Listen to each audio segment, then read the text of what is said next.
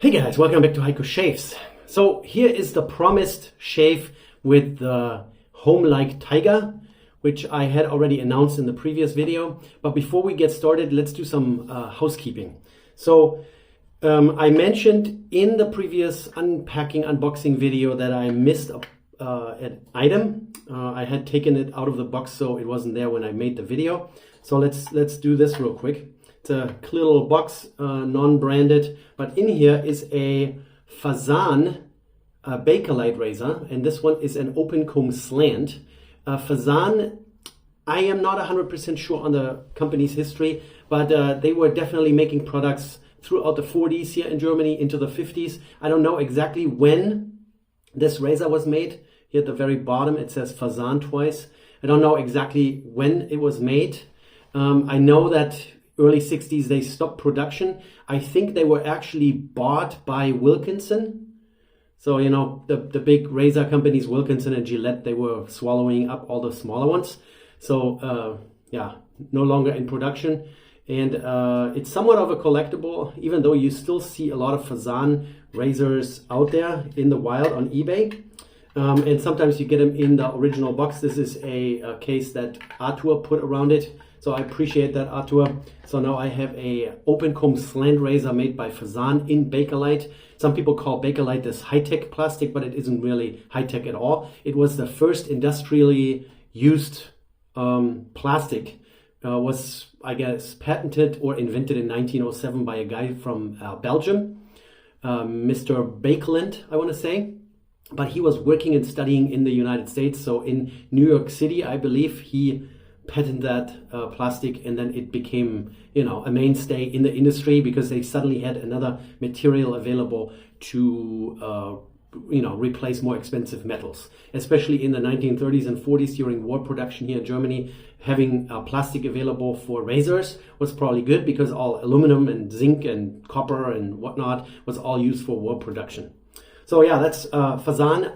Like I said, I don't know when this razor was made, but we can assume that it was sometime in the 40s or 50s, not 100%. And also housekeeping, I showed you guys the shaving soap stick, Tabac Original, made by Meurer und Wirtz. I made the mistake and believed the article on Wikipedia where they said this was introduced in 1952, but apparently it was 59, so that was a wrong date. Sorry about that, but you guys keep me honest here. So 1959 West German product, and still made today, and it's sold everywhere. It's very prolific. You can find it in every drugstore, in every supermarket, in the toiletry aisle. You will find it there. So it's still available everywhere. So now let's get to the actual shave of the day. And again, we have to do a little bit of some, you know, truth and honesty here in this channel. This is not my first shave with a Taiga. This is the Homelike Shaving, HLS Homelike Shaving Taiga. I actually recorded a shave for you guys yesterday, and as soon as I pushed the button to complete the recording, my phone said there was not enough storage space on your phone, so the whole video was deleted. So yeah, I already have one shave in with this Homelike Taiga, and this is now the second one, so I will not pretend this is my first shave. Oh yeah, first time, whatever. But at least it gives me a little bit of experience with the razor, and I can already, spoiler alert, tell you it's great. It's a great razor, and Artur had warned me that this razor on setting number 1 would be more aggressive than the Rex Ambassador, which you guys saw me review a while ago, like a few months ago. But I don't know if I can agree with that, because at least with this blade combination, I use the Russian Voskhod blade, which is made in Moscow. By the way, this Homelike Taiga, I looked it up yesterday. At least I try to figure out where this razor is actually made. It's made in Omsk, which is kind of central Russia. That's where the factory is. I also said something about, you know, we all know about the Russia-Ukraine war at the moment, and a lot of people have stopped supporting Russia, not buying Russian products. there is importation limitations into the United States for any kind of Russian-made products. So currently I couldn't even order one or buy one, even if I wanted to. But Artur assured me that he bought this before the war broke out. So this is a pre-war product. And still, those little companies like homelike.ru, they're probably not a political company, you know, and so they're just making products for guys like us, for the shaving enthusiasts, and now they lost 90% of their market. They were probably selling this all over the place. They actually have a webpage, homelikeshaving.ru, even in English, and they give you your dollar or your pounds or your European Union euro currency conversion, so you know what it costs. This one here, the bead blasted or the satin finish, costs about $192 plus importation, shipping, and all that other stuff. They also have a polished version, they have an open comb version, and the whole setup is also available in titanium. So you can get an open and closed comb in titanium, which of course is more expensive. Also the polished version, by the way, is significantly more expensive than the satin version. This is $192, and I believe the polished one was $248. But that's also prices without any taxation. If you have to import it into the US and they charge you any kind of importation tax, that's not included, of course. And then the shipping from Russia, it's probably not going to be inexpensive either. So currently we can buy it using the Voskhod from Moscow, the Homelike Taiga from Omsk. We're going to use my only brush that I brought. I did, however, get a brush from Artur in his box, but I don't think we're going to jump to that one right now. So we're going to use this fine brush here, 20mm synthetic. I'm also going to use this one from Artur, very easy to use. And as the aftershave today, it will be Pitralon, which is a German product nowadays made in the Netherlands by Labori International BV in Breda, Netherlands. That's a company that buys kind of products that are past their prime and keep them in production, and I really kind of like it. It's actually it's mentholated. I like mentholated stuff, so it's really good. And yeah, I'm not pretending this is my first shave. This is my second shave, so let's do that. I'll pause real quick, get my sink here set up, get my face wet. I just took a shower. It's again really boiling hot in here. I'm already sweating. No venting helps here in this house. It has radiant floor heating, and even if you turn this all off, there's still some heat coming up through your feet, through your body. So immediately when you step out of the shower, it's hot in here. All right, let's do that. Let's prep real quick. All righty, guys. So Voskhod, they are actually labeled on both sides. One side is Russian. Let's take it out of the razor. I'm going to use the blade from yesterday. I'm not going to open a second one. So this blade already has one shave under its belt. So one side says Voskhod Teflon coated, and the other side is in acrylic, in Russian, which I'm not fluent in. So then when you insert the blade, first of all, I gotta remind you guys, the handle here that holds this all together comes out. It's not held in there. And then we have three little dots that line up everything. And I also showed in the unboxing video, when you turn the adjuster, this part here, the bottom plate, the closed comb, is stationary. It doesn't lift or go down or anything, but the top lifts. And that is completely different from, let's say, the Pearl Flexi, the Rex Ambassador, and things can twist out of alignment here. Whoa, what's going on now? Oh, bottom, twist the bottom. You just gotta make sure. Right, I'm an expert, obviously. So the little bars that are machined into the top cap here are actually aligning everything together. And yeah, as you can see, the top comes down and not the bottom comes up. So yeah, as I mentioned, three dots need to be lined up. Then you just keep it aligned, put the bottom back in, tighten that up, and you can still adjust everything even when it's tightened up. So that's not dependent of taking it loose here at the bottom. This razor is absolutely different from the Rex Ambassador or the Flexi or the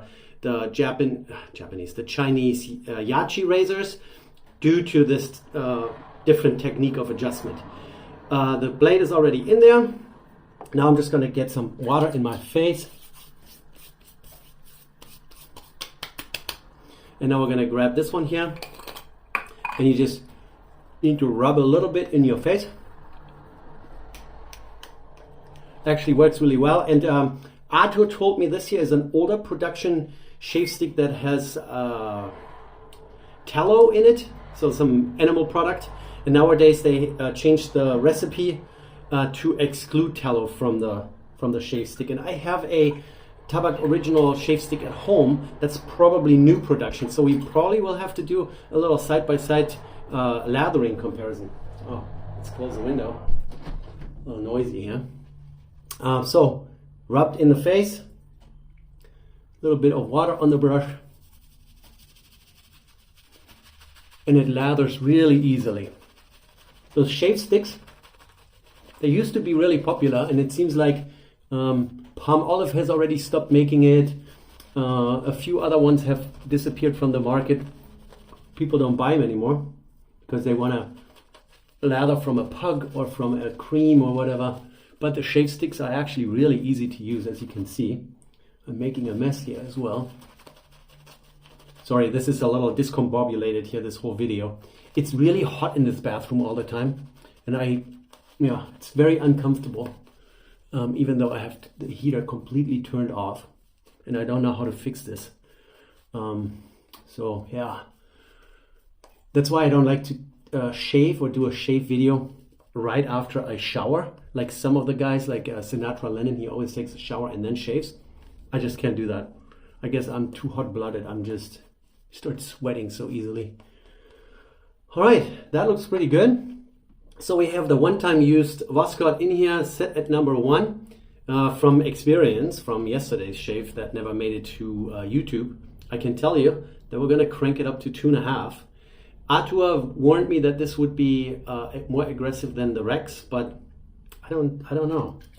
It is actually pretty mild on those lower settings, which it should be. It should start at a low setting mild, and then this one you can go to all the way to 6, and then you can go to 12, and you can go all the way to 14. So you can crank this up to really massively aggressive. So let's start at 2.5, and let's do a with a grain. No problem.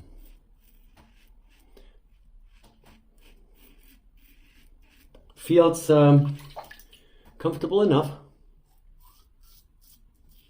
Yesterday I had 2.5 days of stubbles in my face, and at 2.5 or 3 it was really efficient, but mild enough so it wouldn't cut me or injure me.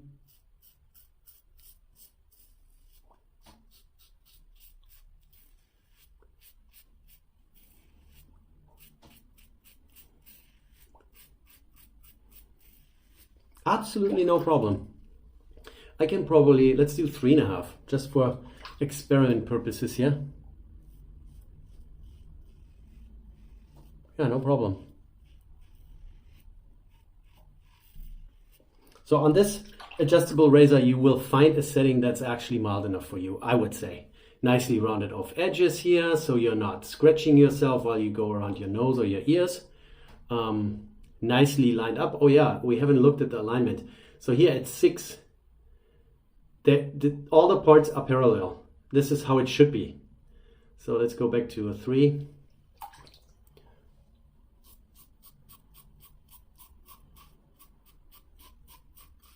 And you can clearly tell now at 3 I have significant more blade exposure.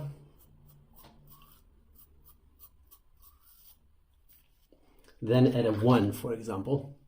Down on my neck, I'm going to go to a 1.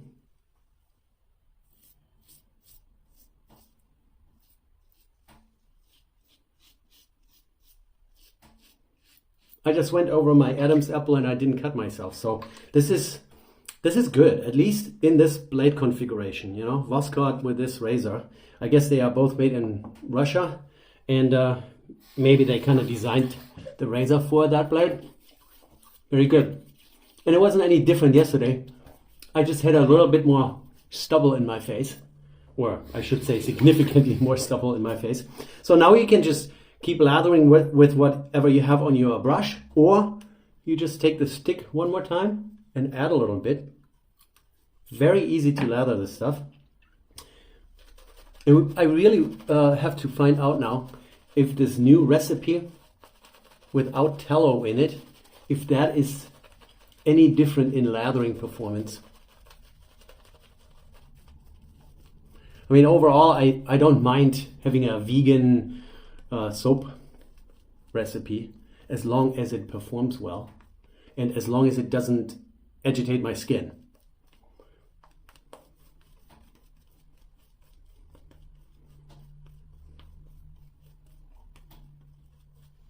Perfect. Easy. Nice, creamy, nice, slick. And what are we? 2.5 for the second pass. Let's do across the grain. I gotta tell you, I really like this razor. Oh my goodness, this is... Now I'm between a rock and a hard place. I really want to call a Rex console, the slant adjustable from Rex Supply Company. I want to call that my own. And I might have found a way to get my hands on one. You know, they are like $350. That's ridiculously expensive. And you guys know that I'm not making any money with YouTube, right?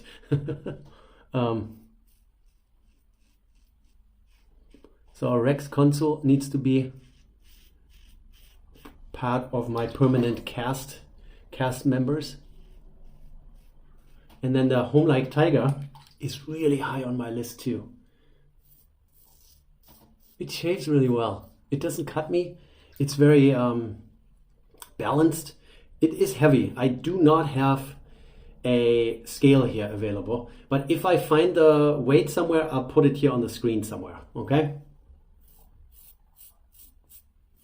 Has a good hefty weight to it.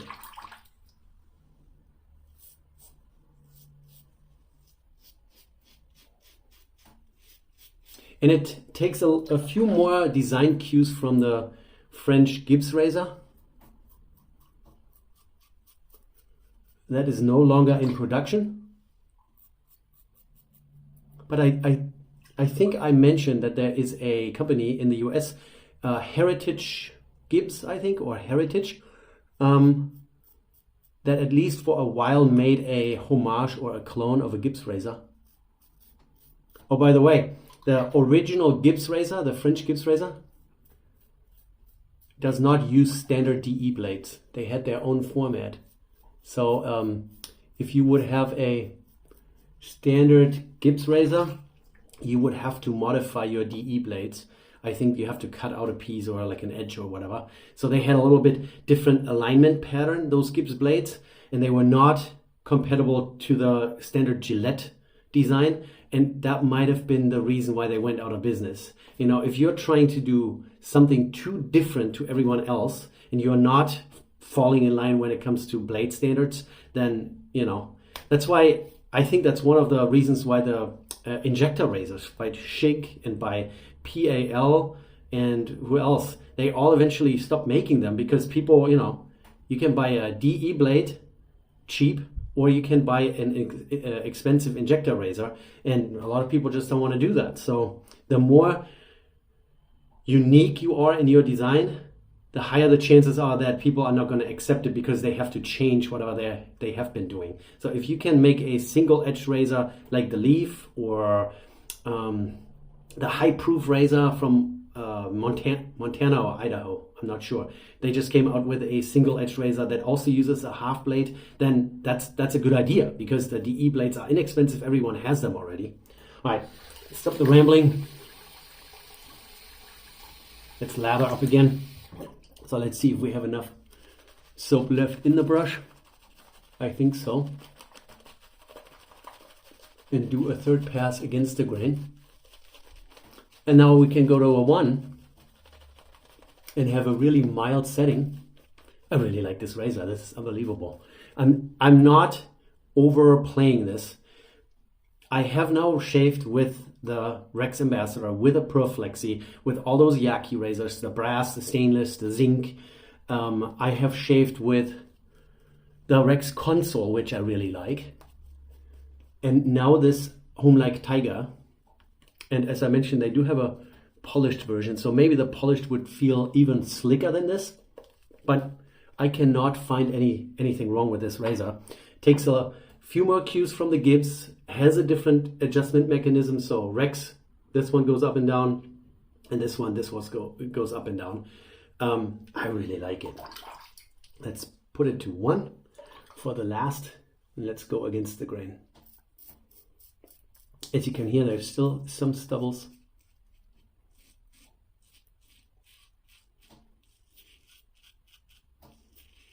Very nice. Absolutely no problem.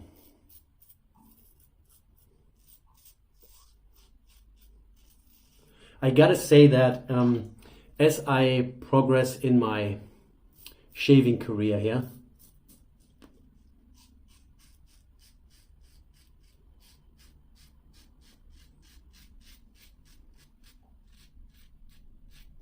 I think the longer I do this, the shaving videos and the DE shaving, that I get more and more tolerant to more aggressive razors. So something that was super aggressive and not acceptable a few months ago, I now can safely shave without any problems. So this might be a little bit subjective here because I am a little bit more used to all this.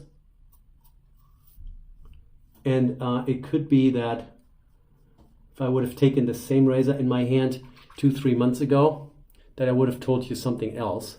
But that's just all I can do. A lot of things I do from memory, right? I don't have a Rex Ambassador next to it right now. I can't compare them. And I don't think I'm going to spend $295, $250, whatever they cost, and buy a Rex Ambassador right now, just to make this happen. So it is a little bit from memory, but I can tell you that this is in setting 1 mild enough that I can do this.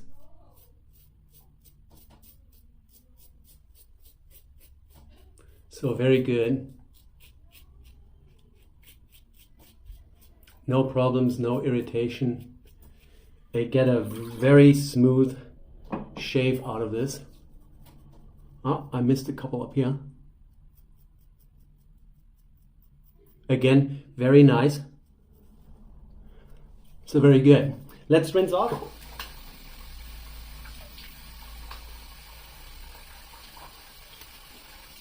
So let's put on some Pitralon Polar. Aftershave, alcohol based, of course, but we do not have any nicks. We're smooth. There's maybe a little tingling here. Don't forget, even if you don't have any visible nicks, you still ran a really sharp blade down your skin, so there is naturally going to be some irritation, unless you really, you have very thin stubbles and you only need 1 pass, then you can probably get away with no irritation. Products here, even this Tabac Original is working really well. It lathers really fast on your face. The Pitralon smells nice, fresh, Polar. And this razor in conjunction with this Russian-made blade, maybe we do another one here on vacation with a Wilkinson sword or some other blade that I have available, just to see if that makes any difference. But I can tell you, this is really a gem. This is a real good one. And unfortunately, we can't buy it in the US. I don't know how it is in European Union countries or in the UK or Australia, if you can still import stuff from Russia. But $192 for a solidly made stainless steel razor where everything seems to be parallel and well made and lifetime warranty and a serial number on it. What can I say? This is great. Again, Artur, thank you for sending me this huge care package. I will care for all those items well, and I will clean up your razor, the Taiga, and ship it back to you before I head over to the United States. Alrighty guys, thanks for watching. I will see you in the next one. Bye.